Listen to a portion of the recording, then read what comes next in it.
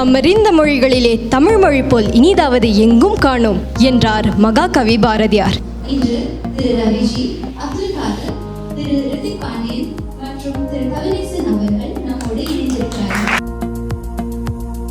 வீட்டில் நாங்கள் தொடர்ந்து தமிழ் பேசினது தான், அதுதான் எனக்கு பக்கபலமாக அமைஞ்சது. அங்கேருந்தே வந்த ஆர்வம் தான் நான் ஒரு படைப்பாளராகணும் அப்படிங்கிற ஒரு வித வெறியும் எனக்கு கொடுத்துச்சு.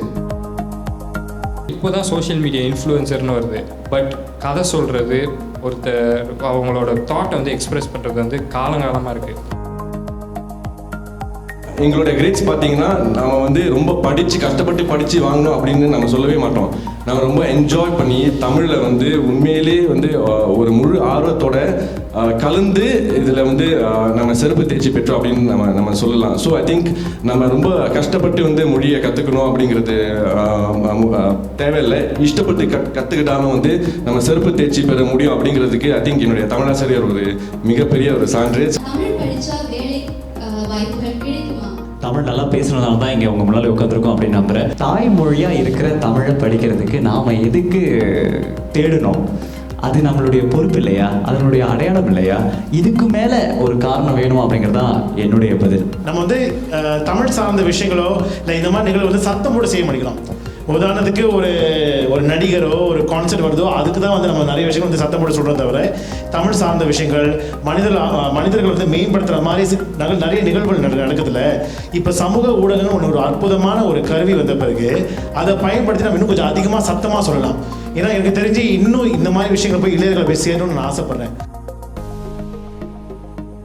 13 வயசுல நான் நடிக்க வரும்போதே எனக்கு கிடைத்த வழிகாட்டிகள் ஆசிரியர்கள்லாம் ரொம்ப சிறப்பானவங்க. ஏன்னா அவங்களாம் தமிழ் மொழியை நேசிக்கிறவங்க. அப்போவே சொன்னாங்க உச்சரிப்பு சரியில்லை, நாக்க போயிட்டு வளர்க்கணும், அந்த மாதிரி விஷயங்கள் சொல்லுவாங்க. லா டா ழா எல்லாம் சரிப்பட்டு வரல. வார்த்தைகள் புதுசாக வந்துகிட்டே இருக்குது, தொழில்நுட்பம் மாறிட்டே இருக்குது, தமிழும் வளர்ந்துக்கிட்டே தான் இருக்குது. அதுக்கு ஏற்ற மாதிரி நீங்கள் வீட்டில் நிறைய பேச பேச பேச பேச பேச தான் உங்களுக்கு மொழி சரளமாக வரும். அதை தவிர்த்து என்ன கேட்டிங்கன்னா இதுக்காக ஒரு புதுசாக ஒரு வழிமுறையை கண்டுபிடிக்கணுமா? எதுவுமே கிடையாது. ஒன்று சொல்லுவாங்க, புதுசாக ஏதாவது கற்றுக்கணுன்னா பழைய விஷயங்களை போய் பார்க்கணும் அப்படின்வாங்க. ஸோ என்னை பொறுத்த வரைக்கும் நீங்கள் பழைய விஷயங்களை போய் பாருங்கள், பழைய நூல்களை போய் படிங்க. பழைய சரி நூல் பிடிக்கலையா, பழைய படங்கள் போய் பார்க்கலாம். அப்போது ஆங்கிலம் கலப்பாமல் கொஞ்சம் தமிழ் பேசியிருப்பாங்க. தாய்மொழி தவிர எல்லா பாடங்களும் ஆங்கிலத்தில் தான் சொல்லிக் கொடுக்கப்படுது. அதனால் நம்ம ஆங்கிலத்திலே சிந்திக்க வேண்டிய ஒரு சூழலுக்கும் நம்ம தள்ளப்பட்டிருக்கோம். அதுதான் உண்மை. வீட்டில் பேசுகிற தமிழ் வேறு, வானொலிக்கு பேசுகிற தமிழ் வேறு.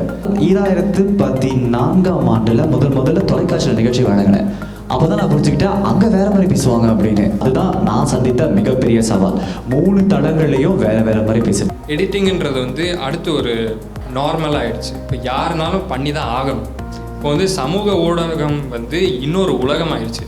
நம்மளை ரிப்ளேஸ் பண்ணவே முடியாது. ஏன்னா ஒரு மனிதன் என்பவன் அறிவு சார்ந்து மட்டும் இல்லாமல் அவனுக்கு கான்ஷியஸ்னு ஒன்று இருக்குது. அதுக்கு செயற்கை நுண்ணறிவுக்கு கிடையாது. உதாரணத்துக்கு நான் அன்றைக்கி ஏதோ ஒரு மொழி மாற்றம் பண்ணுறதுக்காக ஏதோ கூகுளில் ஏஐயோ கேட்டிருந்தேன். அது என்னமோ அடிச்சு விடுது. செயற்கை நுண்ணறிவு ஏஐ அப்படின்னு பரவாயில்ல நம்ம சொல்லுவோம் இல்லையா? அதை பார்த்து நம்ம பயப்படக்கூடாது. அதை பயன்படுத்தி தமிழ் எப்படி அடுத்த பரிமாணத்துக்கு கொண்டு போகணும் அப்படின்னு நம்ம யோசிச்சோன்னா தமிழுக்கு அழிவே கிடையாது. நீங்களும் நானும் நாளைக்கு விருப்பமான தெரியாது 100 வருஷத்தில், ஆனால் தமிழ் நிச்சயம் இருக்கும் அப்படிங்கிறதுல எனக்கு சந்தேகமே இல்லை.